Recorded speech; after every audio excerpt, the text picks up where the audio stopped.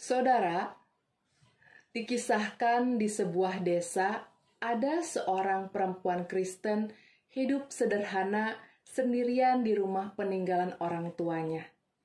Suatu waktu ia memelihara 2 ekor anak ayam untuk nanti di bulan Desember akan ia potong guna menjadi sajian bagi tamu-tamu yang hadir di hari Natal. Setiap hari perempuan itu tidak lupa memberi makan anak-anak ayamnya, dan ia membiarkan mereka berkeliaran di pekarangan rumahnya.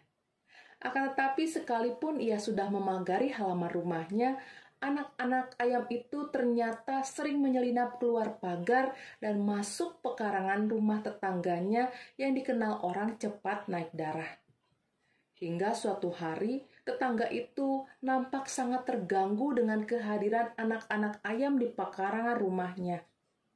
Ia menangkap anak ayam itu, lalu mencekik lehernya hingga mati. Kemudian kedua anak ayam yang telah mati tadi dilemparkannya kembali ke pekarangan si perempuan pemilik ayam melalui pagar.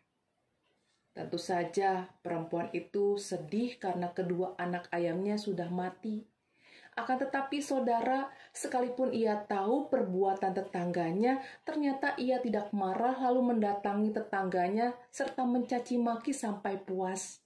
Sebaliknya, ia mengambil anak ayam tadi, mencabuti bulunya, kemudian memasaknya menjadi roti ayam, lalu mengirimkan roti ayam tersebut kepada tetangganya dengan disertai catatan permintaan maaf yang tulus, karena ia tidak berhati-hati menjaga anak-anak ayamnya sehingga membuat tetangganya merasa terganggu.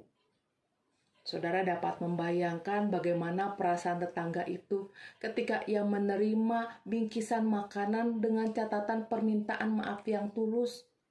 Saat itu, ia tidak dapat berkata apa-apa, sebab roti ayam dan permintaan maaf itu telah membuatnya merasa sangat malu atas perbuatan jahat yang telah dilakukannya.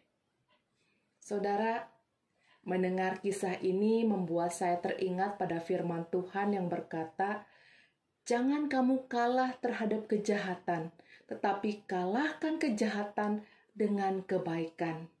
Roma 12 ayat 21. Jadi jelas bahwa perempuan itu melakukan apa yang seharusnya ia lakukan, yaitu memberlakukan firman Tuhan di dalam pergumulan hidupnya. Oleh karena itulah, sekalipun ia merasa sedih karena dengan kematian kedua anak ayam tadi, maka buyarlah sudah rencana membuat sajian istimewa di hari Natal. Tetapi ia tidak merasa berhak untuk menghakimi tetangganya sebagai orang yang gampang marah dan jahat, hingga tega membunuh anak-anak ayamnya. Ia juga, saudara, tidak membiarkan dirinya bersikap seperti kebanyakan orang yang cenderung membalas kejahatan dengan caci maki atau menuntut ganti rugi materi setimpal dengan perbuatan jahat yang telah dilakukan oleh tetangganya tadi. Sebaliknya, dengan kasih Kristus yang telah hadir di dalam hatinya, ia mampu mengarahkan dirinya untuk meresponi kesedihan dan kerugian dengan cara yang berkenan di hadapan Allah.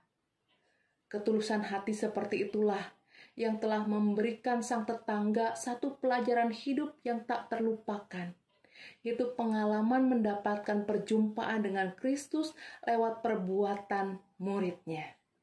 Sungguh indah, bukan? Untuk itu, rasanya tidak salah jika saya mengatakan bahwa Tuhan pun akan disenangkan jika sikap hati yang dipenuhi kasih dan rasa tunduk pada firman Tuhan dilakukan oleh saudara dan saya, sehingga Kristus pun akan banyak dijumpai orang dalam kehidupan nyata. Untuk itu, mari bersama-sama dengan Kristus kita menangkan banyak jiwa lewat perbuatan-perbuatan baik yang memuliakan namanya. Tuhan Yesus memberkati kita semua. Amin.